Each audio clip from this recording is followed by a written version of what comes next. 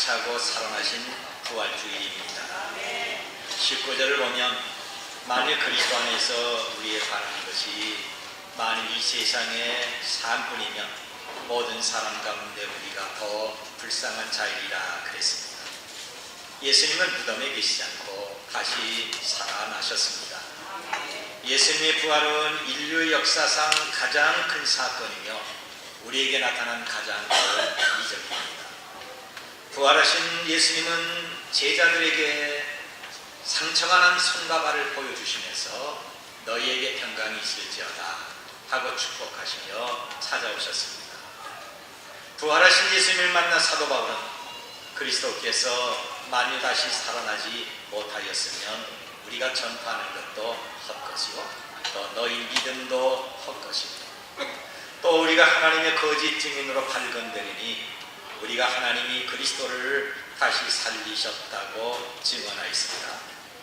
만일 죽은 자가 다시 살아난 일이 없으면 하나님 그리스도를 다시 살리시지 아니하셨으리라 그랬습니다. 오늘 우리는 부활주일을 맞이해서 예수님의 부활이 나의 부활이고 우리 모두의 부활임을 알고 부활을 기뻐하고 소망하는 성도들이 되어야 됩니다. 예수님은 죽음의 문을 활짝 여셨습니다. 예수님께서 십자가에 죽으시고 장사하던 사흘째 되는 날입니다. 예수님을 따르고 사랑하던 여자들이 예수님의 몸에 바를 향유를 가지고 새벽 미명에 무덤으로 갔습니다. 이들은 무덤으로 가면서 누가 우리를 가고 무덤 문을 열어줄까 걱정을 했습니다. 예수님의 무덤은 큰 돌로 막아 놓았기 때문에 연약한 여자의 힘으로 열 수가 없는 것입니다. 더구나 무장한 로마의 군사가 지키고 있었고 또 임복까지 했습니다. 그런데 무덤에 가서 보니 분이는 없었고 굳게 닫힌 무덤 문은 활짝 열렸습니다. 그리고 천사가 나타나서 너희는 무서워하지 말라. 십자가에 못 박히신 예수를 너희가 찾는 줄 아노라. 그가 여기 계시지 않고 그의 말씀한 대로 살아나셨느니라. 와서 그의 누우셨던 것을 보라 하면서 예수님의 빈 무덤을 보여주었습니다. 여러분, 사람은 누구나 죽음 앞에서 두려움과 슬픔을 갖습니다. 죽음은 인간의 모든 것을 빼앗아갑니다. 사랑하는 가족에게 가장 큰 슬픔을 주는 것은 돈이나 세상의 연락이 아니라 죽음 그 자체입니다. 돈은 다시 벌면되고 세상의 즐거움은 다시 찾아옵니다만 죽음만큼은 다시 찾을 수가 없고 돌아볼 수가 없습니다. 죽음은 그가 평생 일어났던 모든 업적과 학문과 명성과 재물을 다 빼앗아간 것입니다. 죽음 앞에는 생명 없는 싸늘한 육신 외에는 아무것도 없습니다. 이 땅에 사는 모든 인생은 죽음이란 기나긴 여행길을 하고 있습니다. 사람이 산다는 것은 지금 서서히 죽어간다고 하는 것입니다. 사도 바울은 우리 연약한 인생을 가리켜서 거루민과 나그네 같은 사람이라고 했습니다. 아담 이후 모든 사람들이 마지막으로 가야 될 곳은 죽음입니다. 죽음은 누구나 피할 수가 없는 인간의 숙명입니다. 사람들이 좋든 싫든 누구나 죽음을 가지고 무덤에 갈 수밖에 없습니다. 알려진 사람이나 알려지지 않는 사람이나 악한 사람이나 선한 사람이나 누구든지 무덤에서 그의 삶이 끝나게 되는 것입니다. 이 땅에서 부자나 가난한 자나 남자나 여자나 행복을 누리거나 불행을 누리는 사람들이나 그의 인생의 마지막은 언제나 무덤이었습니다. 무덤은 인간의 모든 것을 끝나게 합니다. 우리가 도착해야 될 최후 인생역은 무덤이라고 하는 것입니다.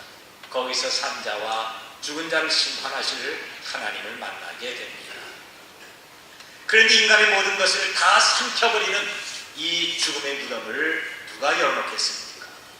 그분은 부활하신 예수 그리스도 한 분이십니다.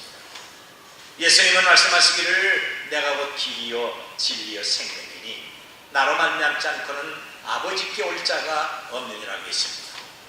예수님은 당신을 가둔 죽음의 문을 여시고 다시 살아나셨습니다. 그리고 주님을 믿고 따르는 모든 자들에게 부활의 문을 활짝 열어주셨습니다. 죽음은 범죄한 아담의 뒤를 쫓아가는 사람들이 가는 것이고 부활하신 예수님의 길은 산자들이 가는 것입니다. 우리를 죄짓게 하고 파멸과 고통을 주는 사탄은 우리의 생명을 빼앗습니다. 사탄은 구주 되신 예수님의 생명까지 죽였습니다. 그런데 예수님은 사탄의 모든 권세를 깨뜨리시고 다시 살아나셨습니다. 바로 당신을 믿는 모든 사람들에게 죽음의 권세를 이기는 또 다른 권세를 우리에게 주셨던 것입니다. 이것이 바로 우리의 소망이고 그리스도인의 능력입니다. 이제 우리의 영생을 가로막는 무덤문을 여실 분은 오직 예수 그리스도 한 분이심을 믿고 그분을 찬양하도록 하십시오. 예수님을 말씀하기를 나는 부활이요 생명이니 나를 믿는 자는 죽어도 살겠고 무릇 살아서 나를 믿는 자는 영원히 죽지 않는다고 말씀하십니다. 그렇습니다. 예수님은 우리 모두의 죄를 사기 위해서 십자가에서 고난당하시고 죽으셨습니다. 그리고 무덤에 장사 지내셨습니다. 그러나 굳게 봉인된 예수님의 무덤은 3일도 넘기지 못하고 활짝 열렸습니다. 예수님의 부활은 모든 그리스도인들에게 최고의 난제인 영생 문제를 단번에 해결하게 된 것입니다. 만일 그리스도의 부활이 없다고 한다면 우리에게도 부활과 영생이 없습니다. 그런데 예수님은 부활하셨습니다. 이 땅에서 불행한 사람이 누굽니까? 반면에 이 땅에서 행복한 사람이 누굽니까? 불행한 사람은 예수님과 부활을 믿지 않는 사람입니다. 반대로 행복한 사람은 예수님의 구주 되심과 그분의 부활을 믿는 사람입니다. 여러분, 인간에게 주어진 모든 슬픔과 눈물은 어디에서 찾을 수가 있습니까? 그것은 가난과 질병에서 찾는 것이 아닙니다. 인간의 허무와 절망은 어디서 찾을 수가 있을까요? 이런 것들은 세상에서 찾는 것이 아닙니다. 죽음에서 찾아야 됩니다. 죽음은 우리 모두에게 슬픔을 주고 눈물을 흘리게 합니다. 죽음은 인생의 허무와 절망을 갖다 주는 것입니다. 아무리 많은 돈이 있어도 서서히 다가오는 죽음만큼은 막을 수가 없습니다. 높은 지위가 있고 권세가 있어도 자기에게 찾아오는 죽음에게 물러가라고 명령할 수가 없습니다. 모든 것을 체념하며 그냥 조용히 죽음을 받아들일 뿐입니다. 철학자 괴테는 말하기를 세상에서 부활 소망이 없는 자는 아무리 화려하게 살아도 그는 최후의 가장 불쌍한 자가 될 것이라고 했습니다. 여러분, 우리 주위에서 아무리 많은 것을 갖고 있고 출세하고 그래서 모든 것이 다 있다고 해서 그것을 부러워하지 마십시오. 그 사람에게 부활이 있느냐 없느냐 하는 것이 행복과 불행을 가늠하게 되는 것입니다. 우리 가운데 부활이 없는 사람이 형통을 부러워한다면 그 사람 역시 불행한 사람입니다. 세상 사람을 보면 정확하게 둘로 나눌 수가 있습니다. 가진 자와 없는 자, 배운 자와 덜 배운 자, 남자와 여자로 구별됩니다. 그런데 그가 살아있을 때 얼마나 가졌느냐, 그가 얼마나 배웠느냐, 어디서 살았느냐, 이런 것은 전혀 문제되지 않습니다. 그의 마음속에 예수님이 계시느냐 아니면 없느냐 하는 것이 문제입니다. 생명 주시는 예수님 없이 좋은 집에서 살고 많이 배우고 많이 갖고 큰 소리 쳐도 그는 이 세상에서 가장 불쌍하고 가장 불행한 사람입니다. 그러나 세상에서는 모자라고 그리고 눈물이 있고 아픔과 고통이 있어도 생명 대신 예수님을 믿는 사람들은요, 삶의 소망이 있고 행복한 사람입니다. 여러분은 이 땅에서 모든 것 다 갖고 살다가 영원한 지옥에 들어갈 사람입니까? 아니면 지금 힘들고 어려워도 부활하신 예수님을 믿다가 영원한 천국에 들어가기를 원하고 있는 것입니다. 오늘 예배하는 우리 모두는 이 땅의 것도 다 갖고 풍성한 기쁨을 누리면서 행복하게 살다가 영원한 천국에 들어가기를 주님의 이름으로 축원합니다. 여러분, 세상은 짧고 후에는 영원한 삶이 있습니다. 영원한 지옥이냐 영원한 천국이냐가 우리 앞에 놓여 있습니다. 예수님 없이 내 마음대로 말하고 내 마음대로 살다가 영원한 지옥에 들어가지 마십시오. 지금 우리는 한없이 약하고 넉넉하지 못하도 부활이요 생명 되시는 예수님을 믿고 지나다가 영원한 천국에 들어가야 됩니다. 그런데 우리가 예수님 믿고 예수님을 사랑하고 말씀대로 산다면 이 땅에서도 복을 받고 영원한 천국에서도 면류관 받을 줄로 확실히 믿습니다. 예수님은 당신을 따르지 않는 사람들에게 죽은 자라고 말씀하셨습니다. 하루는 예수님께서 어떤 제자에게 너는 나를 따르라고 하십니다. 근데 그 사람은 예수님, 제가 주님을 따르겠습니다만 먼저 가서 아버지를 장사한 후에 하겠습니다. 그러자 예수님은 그 사람을 보면서 죽은 자들을 장사하게 하고 너는 가서 하나님 나라를 전파하라고 했습니다. 예수님을 믿지 않는 자, 세상 일을 예수님보다 앞세우는 자들은 이미 영적으로 죽어있는 사람들입니다. 예수님과 그분의 부활을 믿는 사람이 되도록 하십시오. 사도 바울은 말하기를 만일 죽은 자가 다시 살아나는 일이 없으면 그리스도도 다시 살아나는 일이 없었을 터이고 그리스도께서 다시 살아나는 일이 없으면 너희의 믿음도 헛되고 너희가 여전히 죄 가운데 있을 것이요 또한 그리스도 안에서 잠자는 자도 망하였으리라 라고 오늘 본문에서 말씀하고 있습니다. 오늘 우리는 예수님의 부활을 믿도록 하십시오. 나도 부활의 소망이 있음을 고백하도록 하십시오. 우리가 이 땅에 살면서 부활의 소망을 갖는다면 결코 불행하거나 불쌍하지 않습니다. 우리가 때로는 넉넉하지 못해도 내가 병들고 내가 아파도 감사와 기쁨으로 살 수가 있습니다. 예수님 믿는 믿음 때문에 멸시와 천대를 받아도 부활의 소망은 우리에게 강력한 능력이 되며 행복을 보장하는 것입니다. 이런 맥락에서 그리스도인의 삶이라는 것은 쉼표는 있어도 마침표는 없습니다. 그럼 쉼표 뒤에 무엇이 있겠습니까? 그것은 부활의 축복입니다. 여러분, 우리 중에 부활의 설교를 들으면서도 죽음을 두려워하며 세상의 헛된 것에 관심을 갖는다면 어리석은 것입니다. 내가 죽어봐야 천국이 있나 없나 알 수가 있다. 지금은 잘 모르겠다라고 말하는 사람이 있습니다. 죽음 후에 천국이 있다는 것을 알았을 때는 이미 늦은 것입니다. 왜냐하면 그는 이미 지옥에 있기 때문에 그런 것입니다. 죽은 자는 살아계신 하나님을 만날 수가 없습니다. 하나님은 죽은 자의 하나님이 아니라 산 자의 하나님이십니다. 예수 그리스도의 부활을 믿는 자만이 살아계신 하나님을 만날 수가 있습니다. 그리스도인들은 죽은 자들이 아니라 하나님 앞에서 산 자들입니다. 그래서 예수님을 구주로 믿으면 세상에서 하나님의 보호하심과 인도를 받을 뿐만이 아니라 세상을 떠날 때 영원한 천국으로 들어가게 되는 것입니다.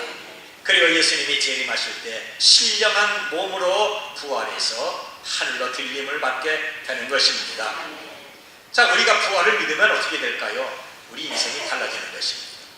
여러분, 바로 여러분의 삶이 달라지기 위해서는 세상에서 이것저것 노력하지 마십시오. 가장 근본적인 것은 예수 그리스도의 부활을 믿으면 우리의 삶이 달라지는 것입니다. 고린도후서 5장 17절 보니까 그런즉 누구든지 그리스도 안에 있으면 새로운 피조물이라 이전 것은 지나갔으니 보라 새 것이 되었도다 라고 했습니다. 부활을 믿는 자는 영원한 생명이 있습니다. 왜냐하면 그 안에 생명이 있기 때문에 그런 것입니다. 로마서 14장 7절에서 9절까지 보면 우리 중에 누구든지 자기를 위해서 사는 자가 없고 자기를 위해서 죽는 자도 없도다. 우리가 살아도 주를 위해서 살고 죽어도 주를 위하여 죽는다. 그러므로 사나 죽으나 우리가 주의 것이로다. 이를 위하여 그리스도께서 죽었다 다시 살아나셨으니 곧 죽은 자와 산 자의 주가 되려 하심이라고 말씀하고 있습니다. 여러분, 우리의 구주 되신 그리스도께서 죽으심과 다시 살아나심으로 우리에게 영원하고 완전한 구원을 주셨습니다. 이제 우리 사는 목적이 달라져야 됩니다. 우리가 살아도 주를 위해서 살고 죽어도 주를 위하여 죽어야 하고 사나 죽으나 주의 것입니다. 그런데 예수님 없이 사는 사람은요, 자기만을 위해서 살다가 불쌍하게 죽습니다. 그러나 예수님을 믿고 사는 우리는 주님을 위해서 살다가 영원한 생명을 누릴 수가 있는 것입니다. 여기에 우리의 소망이 있고 사는 목적이 있습니다. 우리에게 부활하신 예수님이 함께 있어야 사는 의미가 있고 미래가 확실하게 보장이 됩니다. 믿으시길 바랍니다. 저는 매번 세례문답할 때 구원의 확신을 가장 먼저 물어봅니다. 당신 예수님 믿습니까? 예, 믿습니다. 그럼 구원 받았습니까? 예, 구원 받았습니다.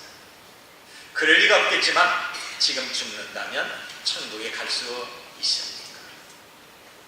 이번 세례문답할 때 김희식 장로님이 그렇게 질문하더라고요. 제가 했던 건데 그럴 리 없겠습니다만 지금 죽는다면 천국 갈 수 있습니까? 그런데 여기서 만물이 막힙니다. 아무래도 자신이 없는 겁니다. 저는 그러면 예수님 믿는 사람이 구원받는 이유를 이렇게 설명합니다. 우리가 예수님을 믿는다고 고백을 하면 예수님은 우리 마음속에 계십니다.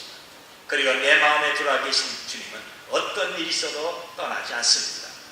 만일 내가 지옥에 간다면 내 속에 있는 예수님도 지옥에 가는 겁니다. 그래서 예수님과 하나 된 나는 천국에 갈 수밖에 없습니다. 오직 예수님 때문에 천국 갑니다. 이제 믿습니까? 그러면 문답받는 사람은 고개를 끄덕끄덕이면서 자기가 예수님 믿기 때문에 천당 간다고 고백을 합니다. 여러분, 우리는 내가 사는 것이 아니라 바로 내 속에 계신 그리스도께서 사는 것을 믿도록 하십시다. 우리는 날마다 약해지잖아요. 날마다 우리의 얼굴, 우리의 몸이 변하고 서서히 죽어가고 있지만 내 안에 계신 예수님은 영원한 생명이기 때문에 우리는 죽지도 않고 변하지도 않고 영원히 살게 되는 것입니다. 갈라디아 2장 20절 말씀을 보면 내가 그리스도와 함께 십자가에 못 박혔나니 그런즉 이제는 내가 사는 것이 아니요 오직 내 안에 그리스도께서 사는 것이라. 이제 내가 육체 가운데 사는 것은 나를 사랑하여 자기 자신을 버리신 하나님의 아들을 믿는 믿음 안에서 사는 것이라고 고백을 하고 있습니다. 저는 어느 책에서 아주 간단하면서 확실한 구원받는 그런 내용을 봤습니다. 초등학교 어느 선생님이 자기 반 아이가 교회 다니는 것을 아주 못마땅히 여겼습니다. 그래서 그 아이를 불러서 너 교회 가지 마. 천국 어디 있니? 사람 죽으면 그것이 끝난다. 만일 천국과 지옥이 있으면 너 지금 나에게 당장 보여줘라. 나한테 보여줄 수 있니? 그러자 어린 초등학생은 심각한 모습으로 한참을 생각하더니 이렇게 말합니다.